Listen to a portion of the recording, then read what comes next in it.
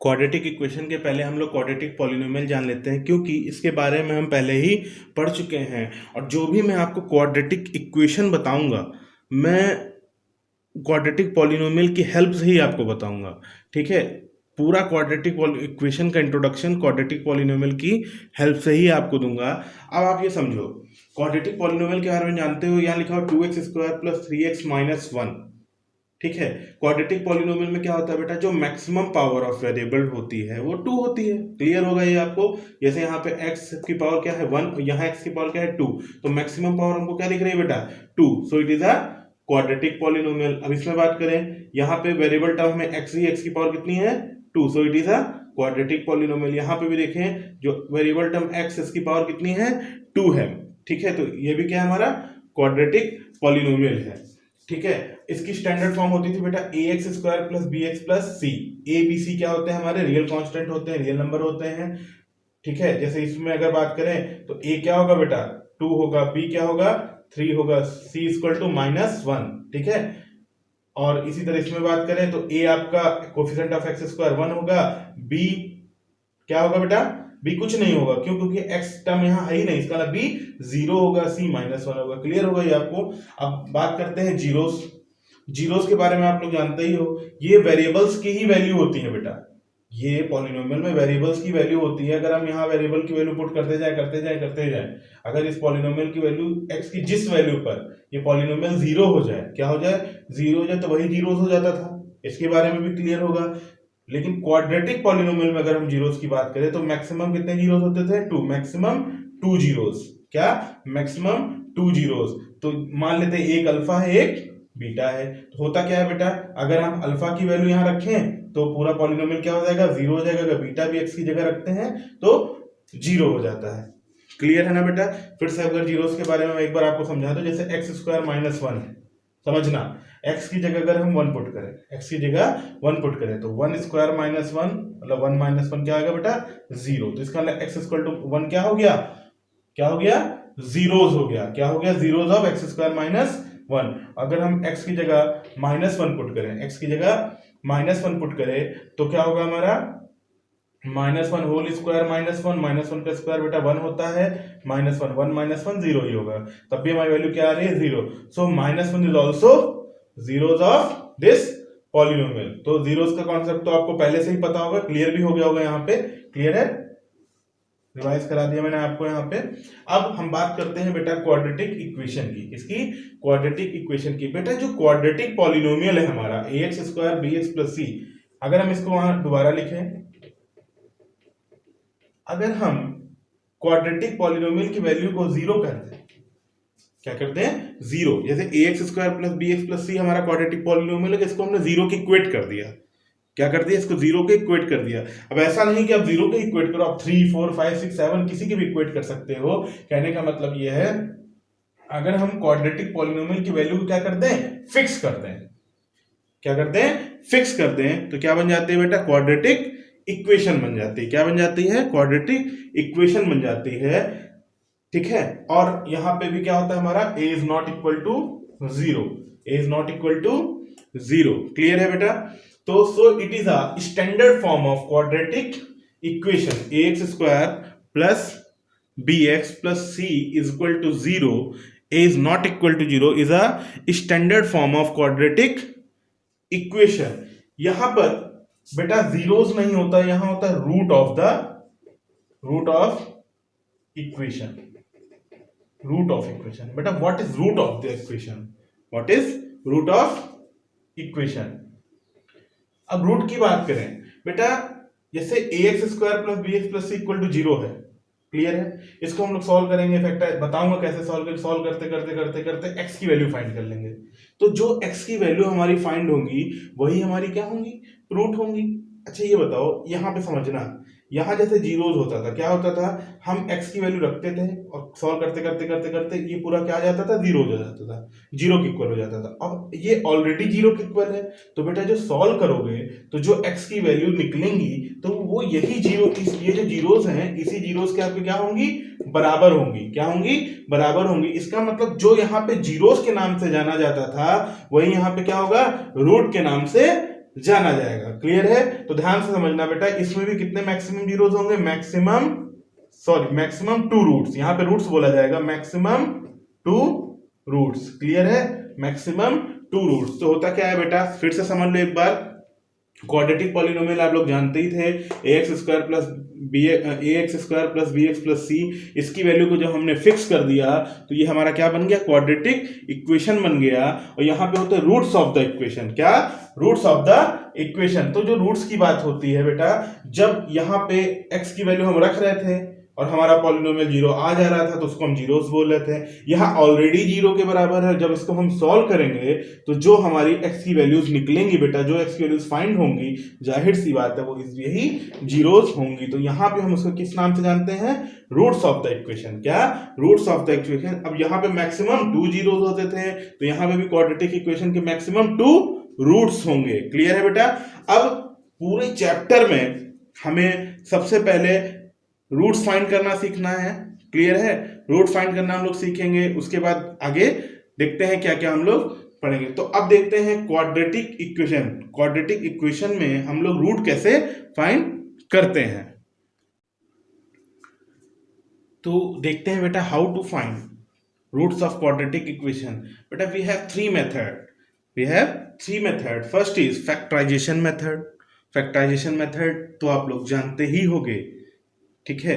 Second है completing square method, and third is quadratic formula, जिसको हम श्रीधराचार्य फॉर्मूला के नाम से भी जानते हैं। तो बेटा फर्स्ट मेथड है फैक्टराइजेशन। तो जैसे मैं एक एग्जांपल लेता हूं, 2x² minus 5x plus 3 is equal to 0। बेटा फैक्टराइजेशन मेथड की अगर हेल्प से हम इसको सॉल्व करते हैं तो कैसे करेंगे?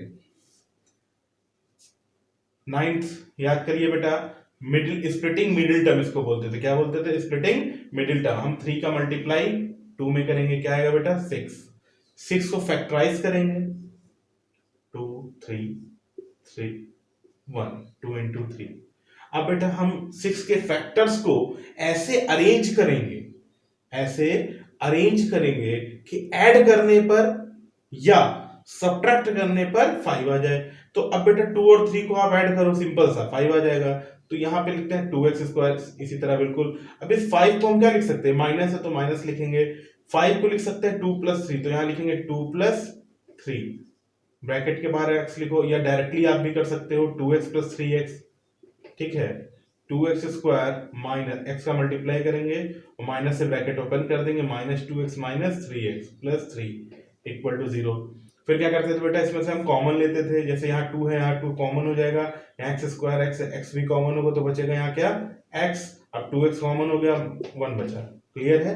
बीच में माइनस है तो माइनस। अब देखो बेटा -3 है, 3x, यहाँ +3 भी कॉमन ले सकते हो, -3 भी, बट यहाँ पे हम -3 कॉमन लेंगे बिकॉज यहाँ पे हमें x पॉजिटिव चाहिए। तो जब यहाँ से माइनस आप कॉमन लोगे, तो जैसे ही माइनस कॉमन लेते हैं तो ये सही -3x था, इसके साइन अपोजिट हो जाएगा। -3x है, 3 बाहर हो गया, क्या बचा? सिर्फ x। क्लियर है? और यहाँ से 3 कॉमन हो गया तो क्या बचा बेटा? 1 बचा। और ये प्लस था तो क्या हो जाएगा? माइनस, क्योंकि माइनस का 3 आपने कॉमन लिया था। क्लियर है? 0। x - 1 हमारा कॉमन हो जाएगा, बचे क्या बेटा इस टर्म में? 2x, in this term 3 = 0। फिर हम क्या करेंगे, इसको हम इंडिविजुअली 0 के इक्वल करेंगे और 2x - 3 को भी 0 के इक्वल करेंगे। यहाँ से x = कितना आएगा बेटा? 1, और यहाँ से x = कितना आएगा? 3/2। तो जैसे हम क्वाड्रेटिक पॉलिनोमियल के जीरोस फाइंड करते थे, क्या करते थे? जीरोस फाइंड करते थे, बिल्कुल सेम हम उसी तरीके से रूट्स फाइंड करेंगे। और ये हमारा मेथड कहलाता है बेटा क्या? Factorisation method. क्लियर है? अब इसके बारे में मैं ज्यादा बात नहीं करूंगा क्योंकि इसके बारे में पहले से ही जानते हो। तो हम लोग बात करेंगे कंप्लीटिंग स्क्वायर मेथड के पहले हम बात करते हैं क्वाड्रेटिक फॉर्मूला की। किसकी बात करते हैं? Quadratic formula. How to use quadratic formula for finding roots of quadratic equation. देखते हैं बेटा क्वाड्रेटिक फॉर्मूला। अब जैसे हमारा it is a quadratic equation ax² + bx + c = 0। Quadratic formula में क्या होता है? जैसे x = -b ± √b² - 4ac/2a, -b plus minus under root b square minus 4ac upon 2a।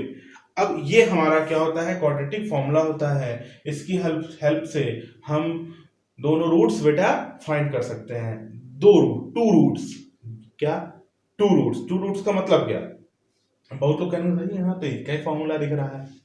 तो बेटा बीच में प्लस माइनस का साइन है, कहने का मतलब है एक बार आप लोग minus b plus under root b square minus 4ac upon 2a solve करना, और एक बार minus b minus under root b square minus 4ac upon 2a। Clear है?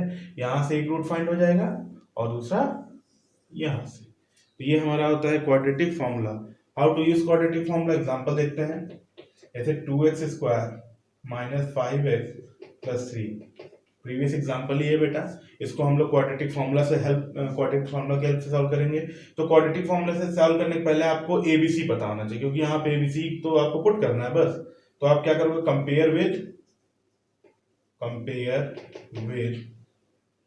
ax square plus bx plus c equal to 0।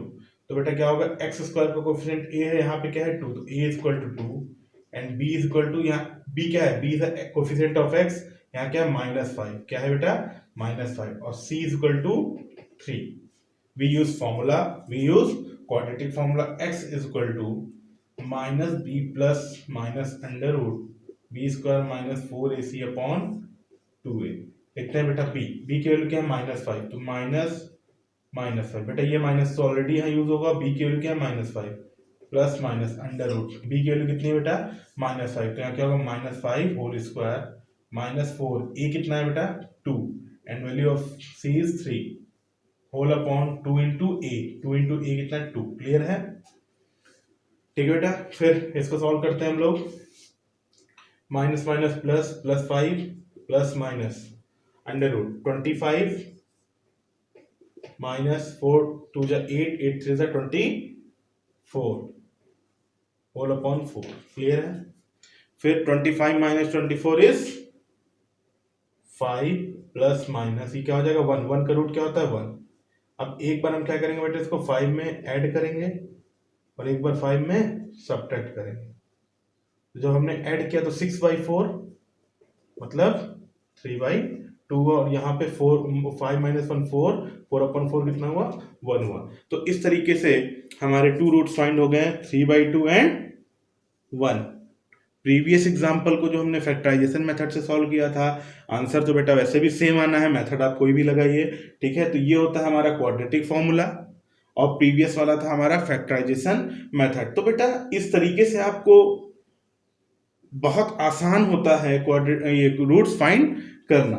ठीक है, सिर्फ आपको क्या करना है, एबीसी की वैल्यू फाइंड करके यहां से कंपेयर करो और इस फॉर्मूले में आप पुट कर दो। यहाँ पे ध्यान देना, प्लस में एक बार हम प्लस ले लेंगे, लास्ट में एक बार माइनस, तो हमारी वैल्यू फाइंड हो जाएगी, रूट्स हमारे फाइंड हो जाएंगे बहुत इजी वे से। ठीक है, बट इस फॉर्मूले का जो मैं आगे बताने जा रहा हूं वो इस फॉर्मूले की हेल्प से ही हम लोग सीखेंगे नेचर ऑफ रूट्स, जो कि बोर्ड एग्जाम के पर्पज से बहुत ही इंपॉर्टेंट है। 100% उसका एक क्वेश्चन आना ही आना है। ठीक है बेटा, अब हम लोग देखते हैं nature of root with the help of quadratic formula. Nature of roots में बेटा देखते हैं, we know that x is equal to minus b plus minus under root b square minus 4ac upon 2a। x equal to ये हमारा quadratic formula होता है। Equation से हम एबीसी की वैल्यू फाइंड करके यहाँ पे पुट करते हैं और सॉल्व करते हैं, तो हमारा क्या आता है बेटा, रूट आता है, x की वैल्यू फाइंड होती है। अब आप ये बताइए, जो x की यहाँ से वैल्यू फाइंड होगी, जाहिर सी बात है नंबर होगी, तो वो नंबर 2 रूट्स होंगे, 2 अलग अलग होंगे, एक भी हो सकते हैं, कैसे होंगे, यही इसी चीज को हमें पता करना है। नेचर ऑफ रूट्स का मतलब क्या है, वो नंबर 2 नंबर्स के बीच में जो 2 रूट्स हैं हमारे, उनके बीच में क्या रिलेशन है, वो दोनों रूट्स का कैसे हैं, मतलब रियल है इमेजिनरी है।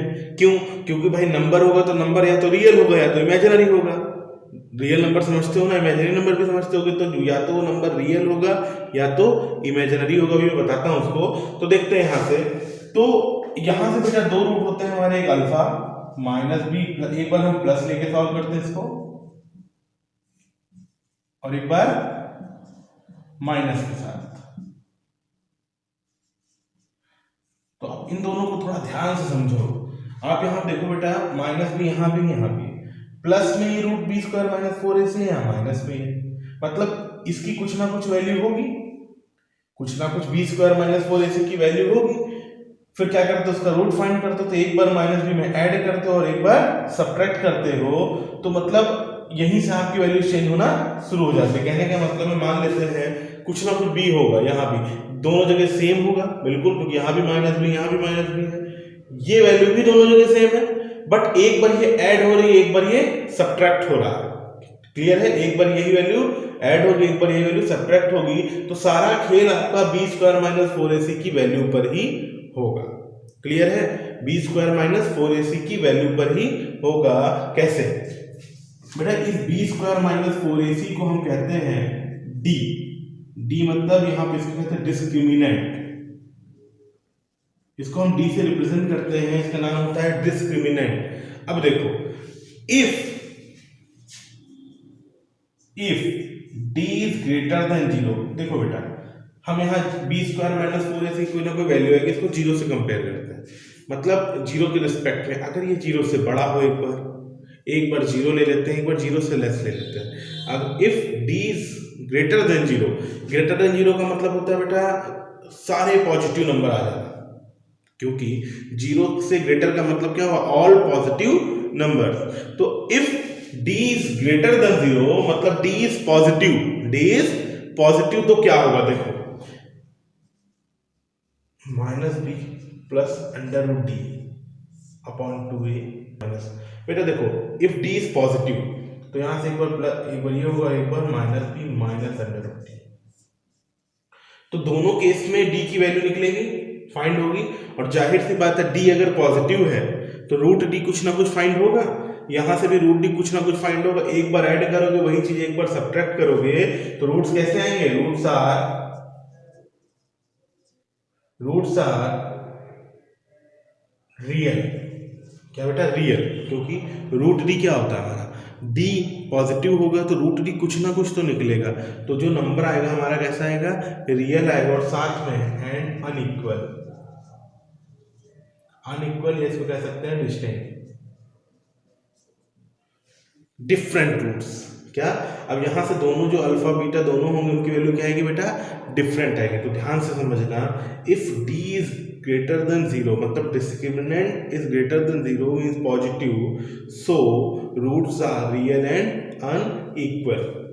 Next, if D is equal to zero, if D is equal to zero तो देखते हैं क्या होता है। एक है बेटा हमारा अल्फा मान लेते हैं minus b plus under root d upon two a beta,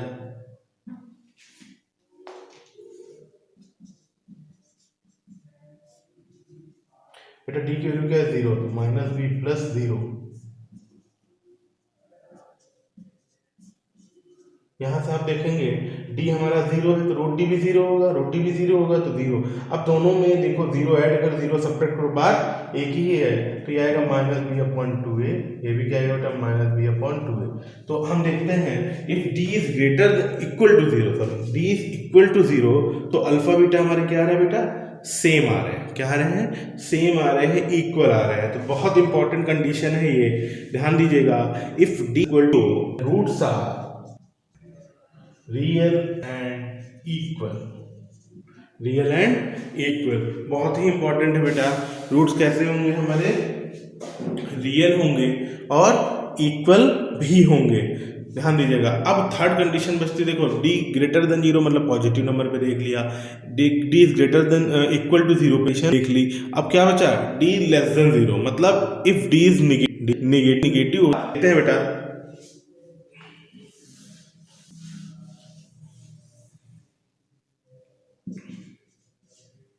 if D less than zero, तो ध्यान से देखिएगा,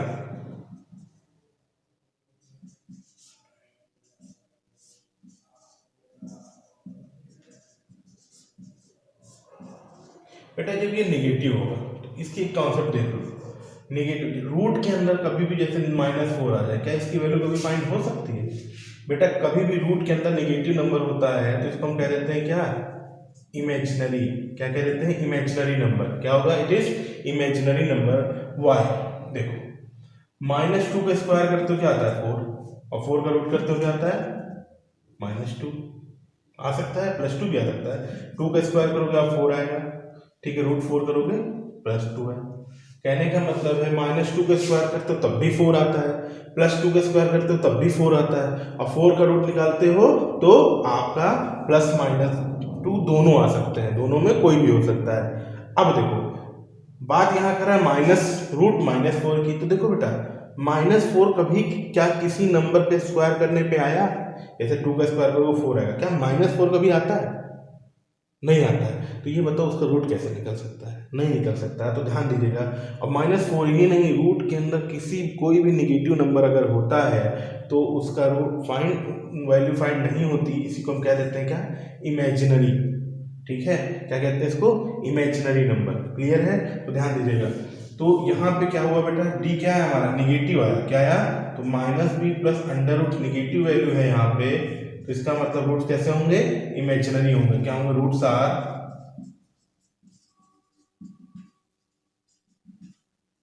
इमेजिनरी एंड अनइक्वल।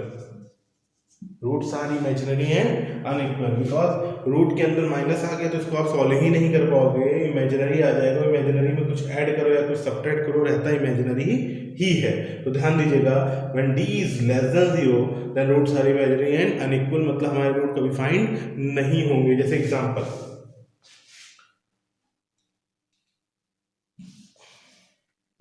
x² + 1 की अगर बात करें, x² + 1, अगर हम इसका रूट फाइंड करें =0, इसका रूट फाइंड करें तो इससे भी आप फाइंड कर सकते हो, डायरेक्टली भी फाइंड कर सकते हो। जैसे x² to -1, तो x इक्वल टू क्या आएगा? √-1। तो बेटा कभी भी x की वैल्यू यहाँ से फाइंड नहीं हो सकती, यहाँ से x की कोई भी वैल्यू नहीं आएगी, ध्यान दीजिएगा। और कोई वैल्यू ना आने का मतलब क्या है जानते हो? x² + 1 में x की कोई ऐसी वैल्यू होगी ही नहीं जिसको यहाँ पर ऐड करने पर, यहाँ पे पुट करने पर हमारा 0 आ जाए, नहीं आ सकता। जैसे आप यहाँ -1 रखते हो तो -1 का स्क्वायर 1 होगा, 1 क्या हो जाएगा? 2 हो जाएगा। अगर यहाँ पे आप 1 पुट करते हो तो 1² 1 होगा, 1 + 1 2 आ जाएगा। तो ध्यान देना, x² + 1 कभी 0 नहीं हो सकता। क्लियर है? तो इस तरीके से कभी कभी आपके पास इक्वेशन अगर आ जाती है और बोलता है नेचर ऑफ रूट्स बताओ, तो अगर व्हेन d = 0, अगर d हमारा 0 होता है तो roots can not be find, मतलब रूट्स आर इमेजिनरी। क्लियर है बेटा? ठीक है, तो ये हुआ हमारा नेचर ऑफ रूट्स, और यहाँ से हमारे बहुत इंपॉर्टेंट क्वेश्चन बनते हैं। अब देखते हैं यहाँ से कैसे क्वेश्चन हमारे आते हैं।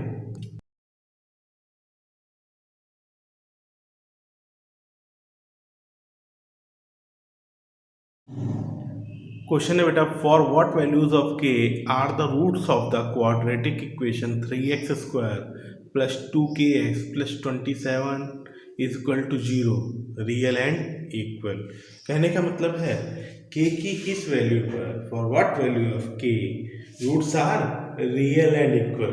तो देखो बेटा यहाँ पे ध्यान दो, इक्वेशन हमारी 3x² + 2kx + 27 = 0।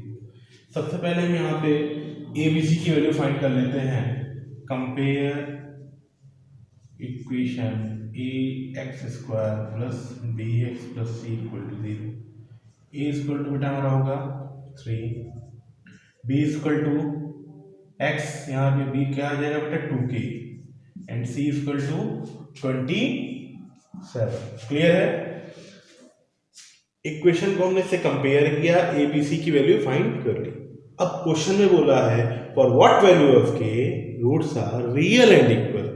तो बेटा रियल एंड इक्वल के लिए क्या कंडीशन होती थी?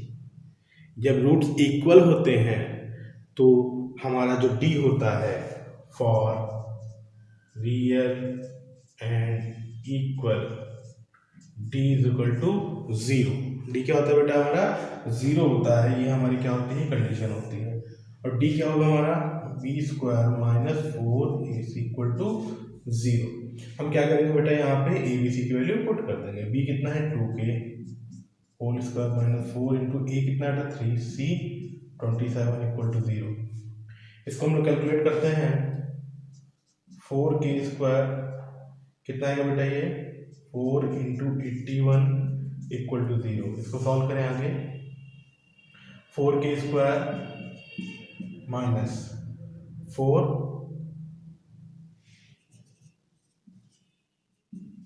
ठीक है 324। अब 324 को उधर ट्रांसफर कर दे। 4k square equal to 324, k square equal to 324 upon 4, 81। क्या होगा बेटा 81 रूट 81 कितना आ जाएगा बेटा 9 प्लस माइनस 9, जो k होगा हमारा क्या आएगा बेटा प्लस माइनस 9। क्लियर है। तो इस तरीके से क्वेश्चन हमको पूछे जाते हैं। बेस हमारा क्वेश्चन का यही होता है। आपकी कैलकुलेशन थोड़ी टफ हो सकती है, और कभी यहाँ पे के की वैल्यू फाइंड करने को बोला, कभी कुछ प्रूफ करने को बोल देता है। बेटा देखते हैं हम लोग आगे क्वेश्चन अभी। और आप लोग जब एक्सरसाइज लगाएंगे क्वेश्चन लगाइएगा, जो क्वेश्चन नहीं आएगा मुझसे पूछेगा, मैं बताऊंगा आपको कि क्वेश्चन में क्या था। For what value of k are the roots of the quadratic equation this real and equal. मतलब इस इक्वेशन के रूट्स रियल एंड इक्वल होंगे तो के की वैल्यू क्या होगी। तो रियल एंड इक्वल के लिए आप जानते हो डी हमारा क्या होता है 0 होता है। D b square minus 4ac discriminant 0 होगा। बी ए सी की वैल्यू यहाँ पुट करेंगे, सॉल्व करेंगे, के की वैल्यू हमें फाइंड हो जाएगी। ठीक है बेटा। अब आगे हम लोग देखते हैं। तो यहाँ से पहले तो आपने यहाँ देख लिया क्वाड्रेटिक फॉर्मूला, फिर उसके बाद क्वाड्रेटिक फॉर्मूले की हेल्प से ही नेचर ऑफ रूट्स। अब हमारा एक और मेथड बच गया था बीच में क्वाड्रेटिक इक्वेशन सॉल्व करने का, वो था कंप्लीटिंग स्क्वायर मेथड। तो हम लोग इसमें कंप्लीटिंग स्क्वायर मेथड देख लेते हैं, देखते हैं क्या होता है। बात करते हैं बेटा कंप्लीटिंग स्क्वायर मेथड की। तो कंप्लीटिंग स्क्वायर मेथड में क्या होता है, ये हमारे पास एग्जांपल है और देखते हैं। बेटा कंप्लीटिंग स्क्वायर मेथड में आप लोग ने ये फॉर्मूला तो सुना होगा, A plus B whole square, A square plus 2ab plus B square. इसके बारे में भी जानते हो कि A minus B whole square, A square minus 2ab plus B square. तो देखो बेटा कंप्लीटिंग स्क्वायर मेथड में हम अपने इक्वेशन को, जैसे ये हमारी इक्वेशन है, ठीक है, अब हम कुछ ऐसा करते हैं कि ये हमारी इस फॉर्म में कन्वर्ट हो जाए जिससे हम a plus B whole square या a minus B whole square का फॉर्मूला अप्लाई कर सके। अब दोनों में कौन सा फॉर्मूला अप्लाई होगा, दोनों में कौन सा फॉर्मूला अप्लाई होगा वो हम इसको देखकर बात करते हैं। जैसे यहाँ लिखा हुआ है -5x, जो x को x टर्म है, ठीक है, तो इसमें देखोगे -5x, तो ये माइनस है तो आप ये वाला अप्लाई करोगे। अगर यहाँ पे प्लस 5x या plus 6x plus 7x plus x कुछ भी होता तो आप ये अप्लाई करते हैं। अब इस फॉर्मूले को अप्लाई करने के लिए पहले हम देखते हैं, जैसे यहाँ A square plus 2ab plus B square, इसको समझो, स्ट्रक्चर समझो पहले। इसका स्ट्रक्चर क्या होता है बेटा, जैसे यहाँ पे ए स्क्वायर है, यहाँ पे कोई नंबर है उसका होल स्क्वायर है, ठीक, यहाँ पे दूसरे नंबर का होल स्क्वायर, तो ये जो टर्म होता है इसमें क्या होता है 2 कंपलसरी है होना, ए कंपलसरी है और यही बी कंपलसरी है। अगर इस तरीके का स्ट्रक्चर आपको मिलता है तो आप इसको इस फॉर्मूले में कन्वर्ट कर सकते हो, ठीक है। अब यहाँ पर हम देखते हैं, अब यहाँ अगर हम बात करें इस एग्जांपल की, तो ये हमारा फर्स्ट टर्म 2x स्क्वायर। अब यहाँ पर हमें क्या किस ए स्क्वायर की फॉर्म में इसको कन्वर्ट करना है। तो बेटा ये एक्स स्क्वायर तो बट 2 कंप्लीट स्क्वायर नहीं है, 2 कंप्लीट स्क्वायर नहीं। आप कहने को तो √2 का होल स्क्वायर कर सकते हो बट कैलकुलेशन टफ हो जाएगी। तो हम क्या करते हैं, पूरी इक्वेशन को 2 से डिवाइड कर देते हैं। तो स्टेप 1 में क्या करेंगे बेटा, divide by 2, equation divide by equation 1 divide by 2 लिख लोगे, क्लियर है। तो ये हो जाएगा आपका x square minus 5/2x plus 3/2 equal to 0। तो देखा जाए तो हमें ए की ये जो एक्स स्क्वायर है ये हमारा क्या हो गया, ए स्क्वायर हो गया। अब देखा जाए ये वाला टर्म आपका ये हो जाएगा, बट यहाँ पर कहीं भी बी स्क्वायर टाइप का आपको नहीं दिख रहा है। तो ये बी स्क्वायर क्या होगा, देखो बेटा हम यहाँ से भी जान सकते हैं इसको ब्रेक करके बी स्क्वायर क्या होगा, बट हम आपको कुछ शॉर्ट ट्रिक बताता हूँ कि कैसे आपको करना होगा, क्योंकि बहुत बच्चे सोच नहीं पाते। तो आपको सिर्फ इतना ध्यान देना है, जब आपने स्टेप 1 में 2 से डिवाइड किया, क्या किया, जब स्टेप 1 में आपने 2 से डिवाइड किया, उसके बाद ये जो यहाँ पे कोफिशिएंट ऑफ एक्स है, ध्यान से समझिएगा, ये जो कोफिशिएंट ऑफ एक्स होगा इसको आप इसी तरह बिल्कुल लिख लोगे, कोफिशिएंट ऑफ एक्स का हाफ कर दो, जैसे 5/2 है, 5/2 का हाफ करो, क्या होगा बेटा 5/4। क्लियर है, 5/4। ठीक है, जैसे 5/2 का हाफ का मतलब जानते हो क्या होता है, इसको 2 से डिवाइड कर देना, तो 2 से डिवाइड करो, 2 कहाँ आएगा नीचे, तो क्या हो जाएगा 5/4। क्लियर है, तो आपने क्या किया, इसको 2 से डिवाइड किया, इसका हाफ किया, तो 5/4, इसके हाफ का स्क्वायर आप ऐड करो, और इसको ऐड किए हो तो इसी को सब्ट्रैक्ट भी कर दो, क्या कर दो, ऐड भी करो और सब्ट्रैक्ट भी करो, बाकी 3/2 है उसको एज इट इज आप नोट कर लो। क्लियर है, अब देखो, अब यहाँ पे देखा जाए तो ये हो गया हमारा a², ये हो गया b², ये -2ab। क्लियर है, अब ये जो आपका b है, आप कहोगे सर जी यहाँ पे तो ऐसा दिख नहीं रहा है, तो आप इसको देखो, यहाँ से अगर देखें तो बेटा 2 होता है x, a होता है, यहाँ पे देखो 2ab है ना, तो 2 होता है 100%, ए बी होता है बी, बी की जगह क्या है 5/4, तो इससे 2 कट करोगे तो देखो 5/2x आएगा कि नहीं आएगा, 100% आएगा, इसका मतलब हमारा बिल्कुल सही है जो हम कर रहे थे।